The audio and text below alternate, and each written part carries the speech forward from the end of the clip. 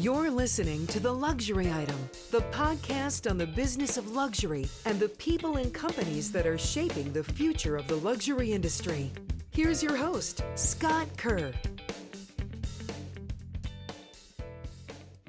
While the pandemic had a startling effect on the auto industry, from factory shutdowns to sudden demand, the ultra-luxury car market with brands like Bentley, Lamborghini, Ferrari, and more have been flying off the shelves. From a booming stock market to cryptocurrency, the rich have gotten a lot wealthier. Because they haven't been able to spend their money on trips or other lifestyles due to travel restrictions, it's a fair assumption that most of them bought supercars instead. Supercars are all about excess. Ferocious acceleration, top speeds of around 200 miles per hour, and price tags in 6 or even 7 figures are just some of the attributes. The supercar market is full of choices right now, but one brand is always a fixture on a top 10 supercars list, and that's McLaren. Established in 2010, McLaren Automotive is still in its infancy. Using its vast knowledge garnered from years of F1 racing, McLaren is now in the business of building high-performance sports cars and supercars that are as desirable as models from Ferrari or Lamborghini, both of which have been in business for decades.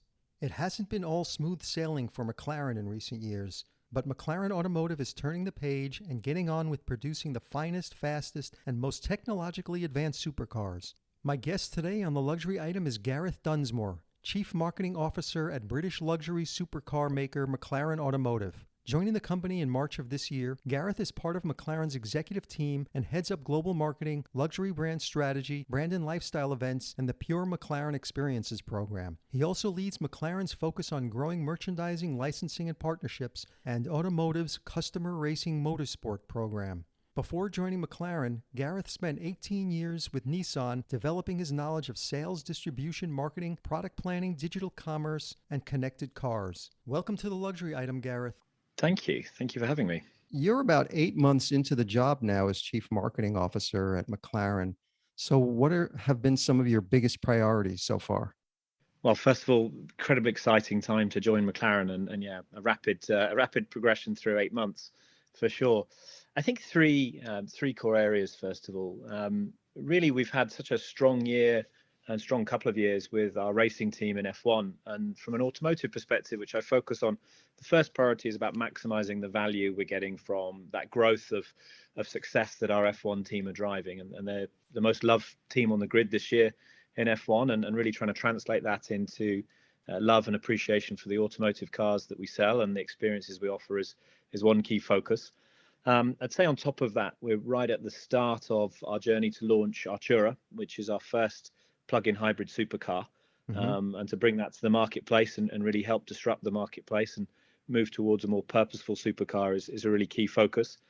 And then finally, bringing both the visibility that the F1 team bring us, but also the credibility that the Artura will bring us to bear. We need to maximize the revenue we can generate from our brand and really expanding across our merchandising, licensing, and partnership activity into luxury experiences. And I think that's perhaps the third pillar I'm focused on now.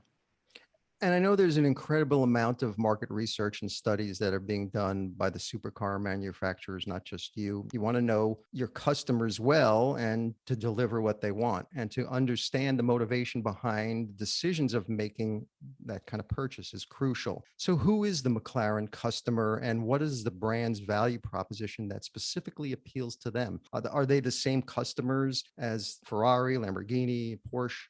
I think first of all, we're only 10 years old as a supercar company. So the customers we've been able to attract in the first 10 years has evolved quite rapidly from those first customers making that first choice from a pioneering perspective. Going to a new car company is amazing. And now we're seeing an expansion into wider markets such as China and huge growth in the US. So really, we don't have one particular customer, but we've grown out of a core fan base that are focused on the fact that McLaren delivers really the best driving supercar. And that's perhaps one of the differentiations to some of the other brands. In the last few years, though, we've seen a much younger group of people coming to McLaren. Average age of our car buyers in China, for example, is now 30 years old. And that really gives us a point of difference. And being able to build on that new younger generation coming in to buy our supercars is a key focus for the future. And in terms of the differentiation with other brands, I think I mentioned one already around this driver's car. McLaren focuses very much on delivering a vehicle that is for the driver and delivers a certain level of credibility when you're on the track or on the road. But on top of that, we're trying to deliver a personalized experience which is second to none. And really, it's your McLaren, your way, essentially, for our customers. So whatever they want, however they want their car spec'd out, that's something we can deliver for them. And again, I think that level of personalization, that level of unique modern luxury experience is what people come to us for. And then you launched that track-focused extreme road car, the Senna, back in 2018. I think it was like 500 units. I mean, it's one of the rarest supercars. I mean, do you call it a hypercar or supercar? Yeah, hypercar. So it's about $1 million price tag. And with those 500 units, they were snapped up pretty quickly. So is that a completely different customer altogether? Yeah, absolutely. We have certainly collectors in the car industry overall will buy into McLarens because they see the value of their car growing over time, and that is one reason why people will come in and buy a supercar or a hypercar like the Senna or the Elva, which has been on sale during the last year or so. It isn't only for collectors, though. We have enthusiasts who have the disposable income to be able to purchase these vehicles, and they'll come to our brand first because of that drivability. So even if it's 1 million plus price tag, it'll still have that McLaren DNA that our drivers love. So both collectors and enthusiasts for sure are in that top end of buyer. And you were speaking earlier about bringing younger buyers into the brand, and the last couple of years have been bright as soaring stocks and asset values around the world are boosting the fortunes of wealthy car buyers. And wealth creation from cryptocurrency and SPACs and IPOs and company takeovers has also created this generation of younger supercar buyers.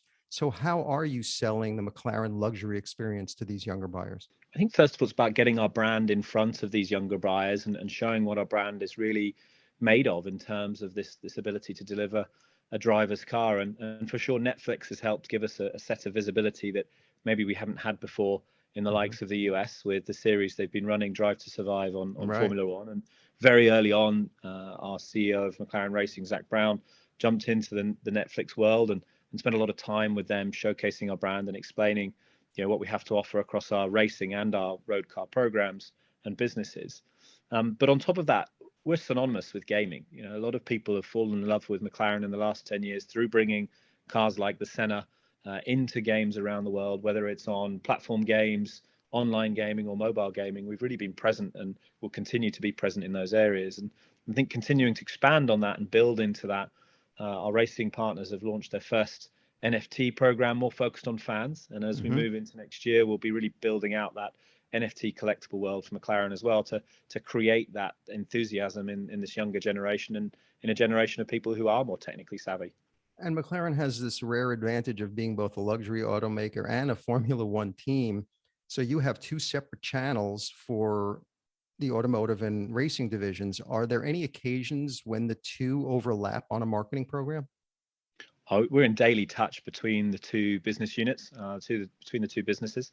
And it makes perfect sense. Just last weekend, had the Grand Prix. We're going on to Abu Dhabi for the final Grand Prix of the year. Next weekend, we have the McLaren Artura advertised on the vehicle. As I said earlier, it's a huge visibility for us. So using that to promote our supercars is step one. But then in return, using the 100 units, 100 retailer network that we have around the world to showcase what Danny and Lando are doing week in, week out, and what we're doing in IndyCar and what we're doing hopefully soon in Extreme E is really important to the racing teams. It gives them that level of visibility and exposure to high net worth individuals around the globe. So day in, day out, we work hand in hand. And I think you'll see a lot more of the two businesses working closely together as we build through the 2020s. Yeah, I know a couple of years ago, McLaren created that online video series called McLaren Unboxed. It was this series of short documentaries bringing the audience straight into the Formula One paddock and the life of drivers during each race of the calendar. This seems like one of those overlaps where, content meant to engage hardcore McLaren F1 fans and brand rub off to potential customers. Absolutely. I mean, the social presence that the McLaren racing team have created is second to none. Absolutely fantastic visibility for us. And we've got over 10 million fans following the automotive channels as well. And we regularly cross promote what each others are doing. And it makes perfect sense because it really builds out that brand and shows what we're doing on track and off it. Recently in the US, we created a video called the Fan Heist, where Danny and Lando essentially supported with the racing team to hijack a couple of American football fans and give them an exhilarating experience in a McLaren supercar, going all the way to then watch the race at the Circuit of Americas, and really joining the dots between the road car and the race car division, and to do it in a way that is fan first, that it's exciting, exhilarating, and gives a sense of belonging, where people can feel part of the McLaren brand. And whether that's on the race car or the road car side, the social channels that we're putting content out to are absolutely critical for that. And it shows as well that whilst we want to position ourselves in this modern luxury space, we're also accessible. You can be part of the McLaren family very, very easily, whether it's through engaging with us in gaming or in our social content, or whether that's through coming to one of our experiences.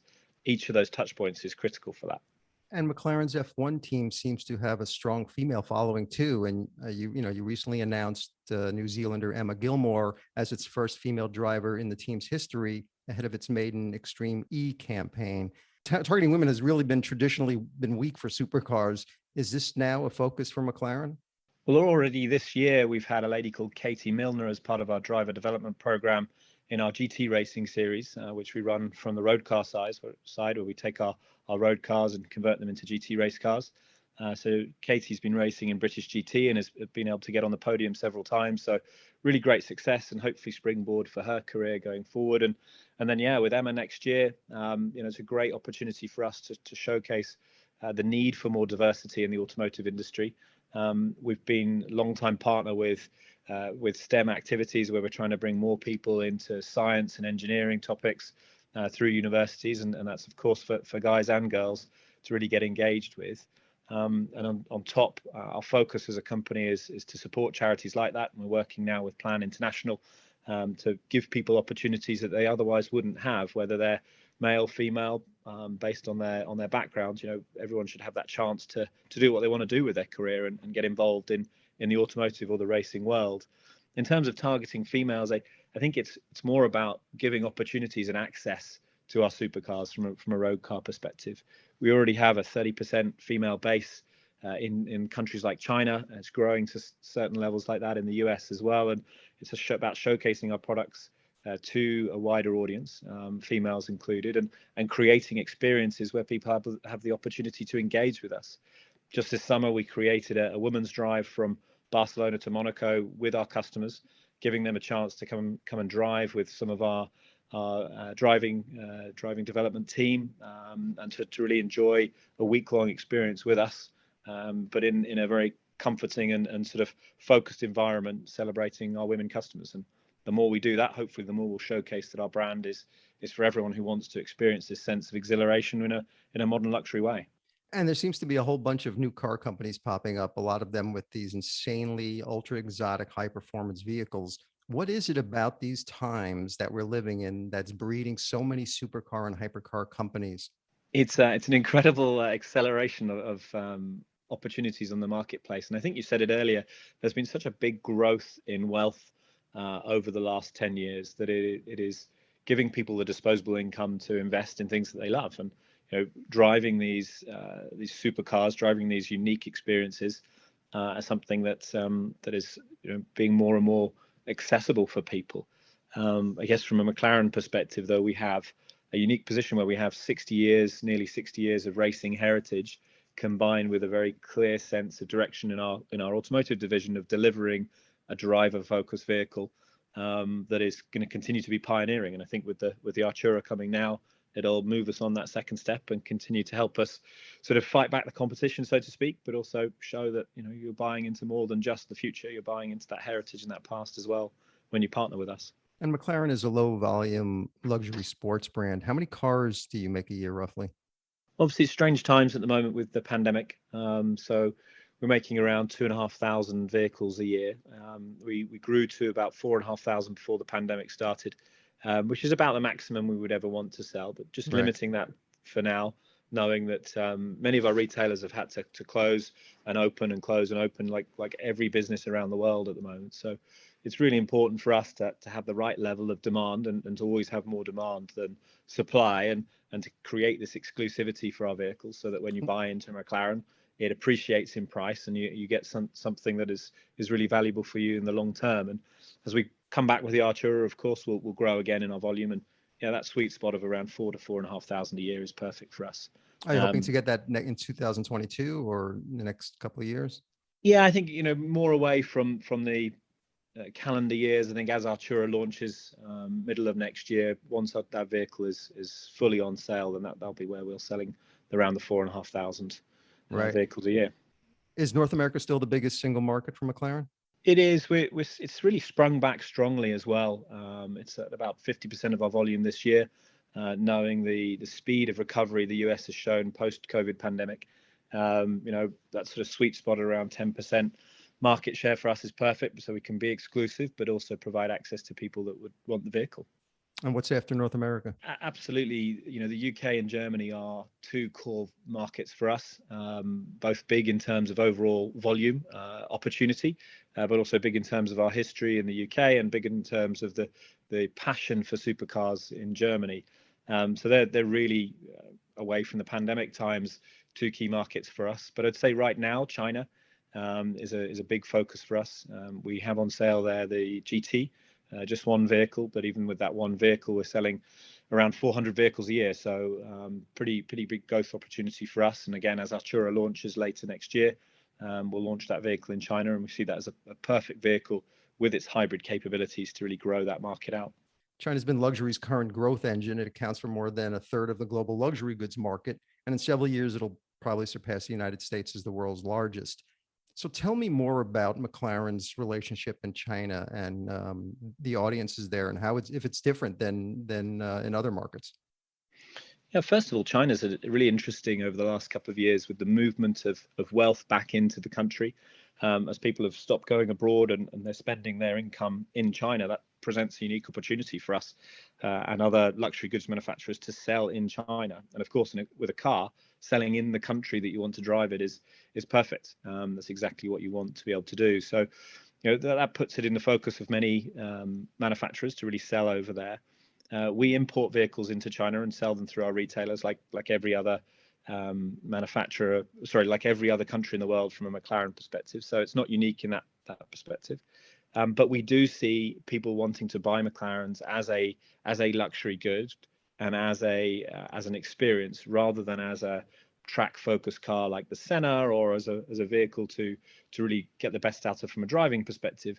There is an element of admiration for McLaren because it's an exclusive vehicle, because it's limited production, and we see the audience being more, as I said, more female based, 30% females, as I mentioned, buying into our brand in that market, and more focused on enjoying the vehicle from the way it looks. And then for that just occasional ride out to the country you might want to take, it's there to do that. So it's definitely younger. I think when I've showcased even internally that the average age of our customers there is just 30 years old, it shows that we're attracting our youth brand into a youthful customer into our brand.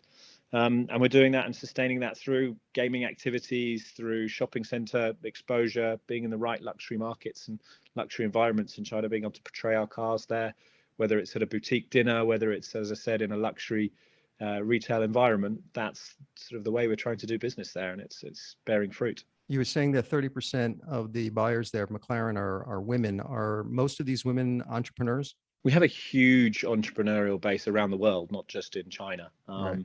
And you've got perhaps two customer groups in China, one entrepreneurial, the other one with sort of money in the family, and they're sort of starting on their careers and starting to earn money in their own right and wanting to have the right look and the right sort of the right attitude. And McLaren expresses that for them because it's a young up and coming brand. It's got that challenger mindset, and I think that helps them portray how they want to be portrayed. And if you think of the sort of the speed of growth of the tech market over there, it's got a huge tech bias to it, which is great for us because that's what our brand has really built itself on over the last 10 years.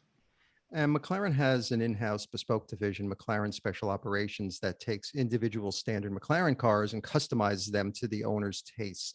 Any interesting projects that you can talk about? Yeah, we do obviously a range of options through McLaren Special Operations. They look after our heritage cars, so cars like the Senna in years ahead will be looked after by McLaren Special Operations. So if you need any care and attention or need any updates or personalization, we offer those. But really in the last year or so, the big focus there has been on supporting the launch of both the 765 Coupe and the 765 LT Spider.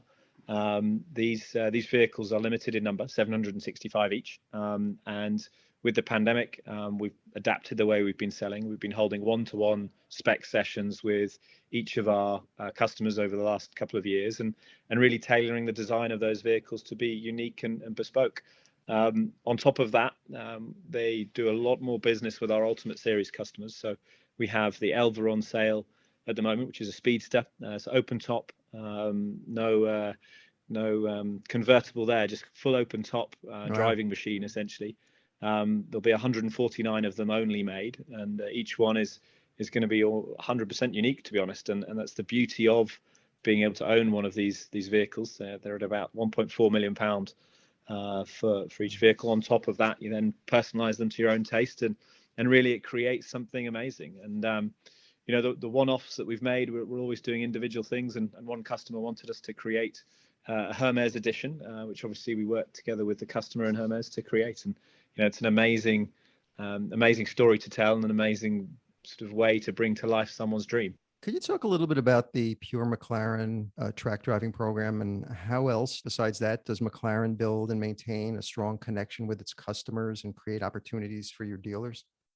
Well, Pure McLaren is, as an overall principle, is all about giving any of our customers, or people who just want to be involved in the brand and aren't even a customer, the opportunity to learn and understand what it takes to drive a McLaren to the absolute limit.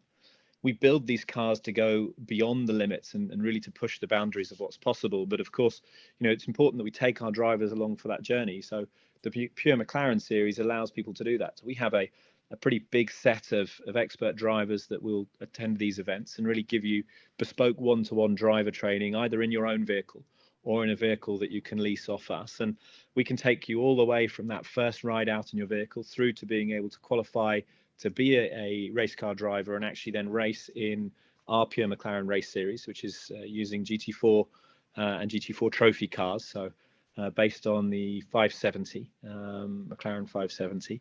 And from there, we've had drivers go on to race in GT3 series, which is based on our 720 in International Racing Series. So it's really a program that can help you understand the limits of what's possible in McLaren, really teach you to drive, but also it provides a sense of camaraderie, a sense of community, a sense of belonging with us as a brand, but with like-minded individuals. This year, of course, the last couple of years have been a challenge, but we've been out in Portimao in Portugal and also at the Circuit of Americas in the US with around 90 of our customers at each event, giving that one-to-one experience, but just sitting back and watching them engage with each other, share their experiences, share their passion is what it's all about. So that's where Pure McLaren really sits, at this sort of range of opportunities for our customers, but to really take you all the way through to be able to be a race car driver, which is a great experience to see happening. On top of that, though, we'll provide experiences throughout the year for customers to get involved with us as a brand, but most importantly with each other on the road as well. I mentioned the women's drive out in the south of France, but on a more sort of local level, we had over 30 customers driving to MTC, our McLaren Technical Centre, just to park up by the lake and have a coffee with us a couple of weekends ago. And small, intimate things like that are absolutely critical to the McLaren experience. And to celebrate being 10 years in business and 10 years since we sold our first car, we had over 200 customers at Silvertone in the summer, with Amanda McLaren, Bruce's daughter, and Bruno Senna leading out 200 customers around Silverstone to do a few laps of Silverstone, and then just park up and have a chat and celebrate, all that is McLaren and all that is our customers. I can't have this conversation with you without talking about the SUV, and I'm sure you've heard it every day. So the list of supercar manufacturers without SUVs is, disappointingly short, and McLaren is on that list.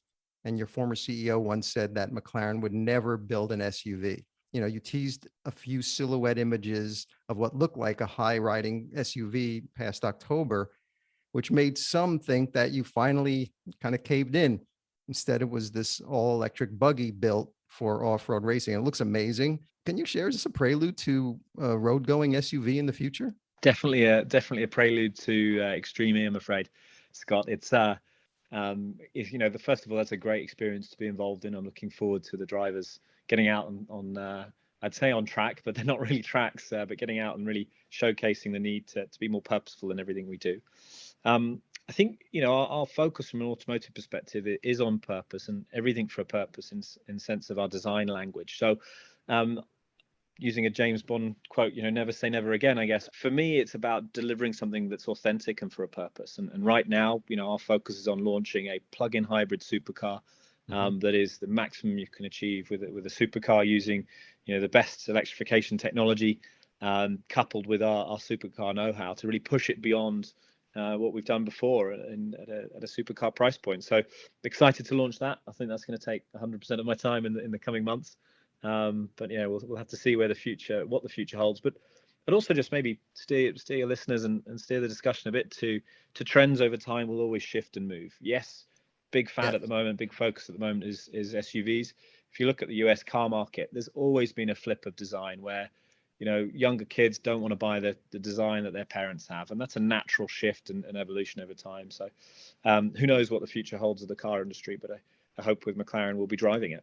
McLarens and other supercars are emotional buys. Would an electric McLaren change some of the elements that influence those emotions? Things like the engine noise, the ride. I mean, it's a whole different, look and feel.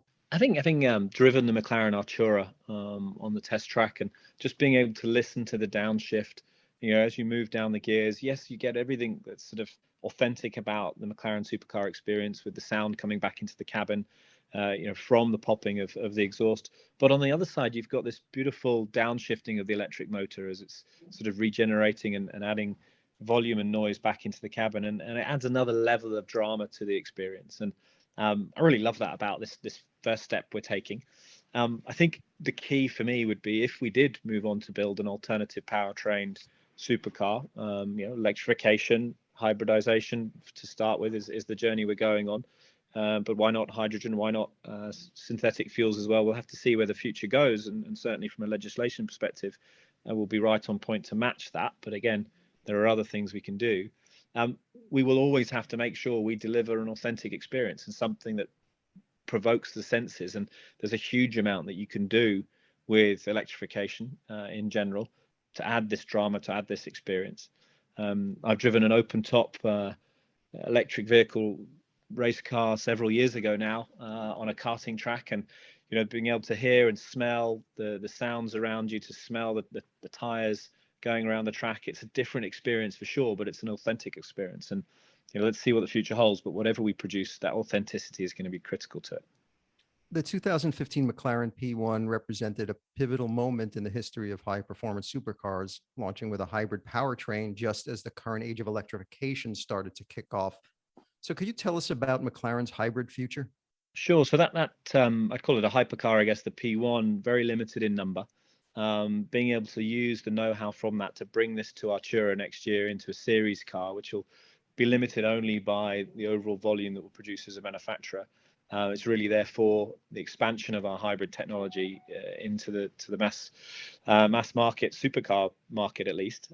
That's really how we'll build from there. So V6 plug-in hybrid, but I'd also say self-charging supercar. So you can start 30 kilometers electric. By the end of that journey, you can add that back in, and you'll already have recharged your battery up, so you can then cruise back into the city in zero emissions. And that's the start of the next steps. It's the first car we'll focus on, and then from there on in, our supercars will always use that technology and move on and progress from there as the next 10 years develops. But it really will be a springboard for us to not only meet legislative challenges that are coming, but actually drive forward the experience of what it means to drive a McLaren, and to give customers a sense of flexibility with challenges around city regulation, but also flexibility in terms of turning your car on in near silence and then being able to hear the roar of the engine later on. So that will base everything really from now on that hybrid architecture. It's all new hybrid architecture, gearbox, engine, transmission, and then we'll evolve from there with our next vehicles. But yeah, very much focused on the Artura for now. We're winding down 2021. What are you excited about for next year?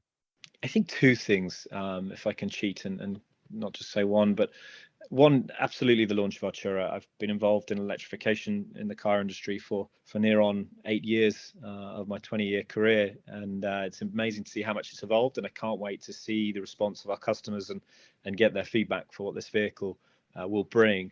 But on top of that, I think the expansion of our brand into areas where people will be able to engage with our brand through our licensing program, through our experiences program, that wouldn't otherwise have engaged with us before. I think, it's really important that we build on the success of Netflix, we build on the success of our gaming world to be able to take our brands to new audiences and to showcase this sort of modern luxury brand in a way that is going to inspire the next generations of people that will hopefully fall in love and buy our cars in the future. So, Gareth, my final question is the luxury item question, which I ask all my guests.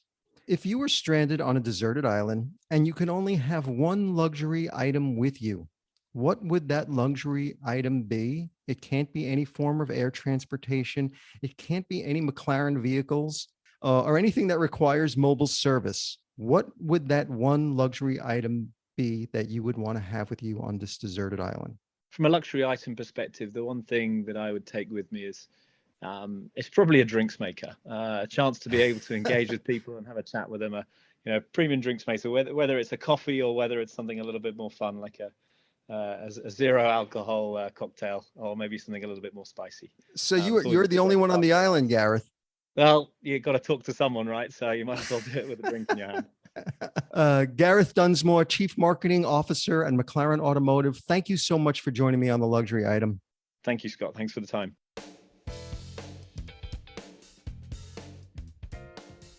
That's it for this episode of the Luxury Item Podcast. Thank you so much for listening. If you found this useful and entertaining, I would be really grateful if you can share it with a friend or colleague. I would love it if you subscribe so you never miss an episode. And while you're there, be sure to rate and review us on Apple Podcasts. It really helps other listeners find us. The Luxury Item Podcast is a production of Silvertone Consulting. I'm your host, Scott Kerr. Until next time.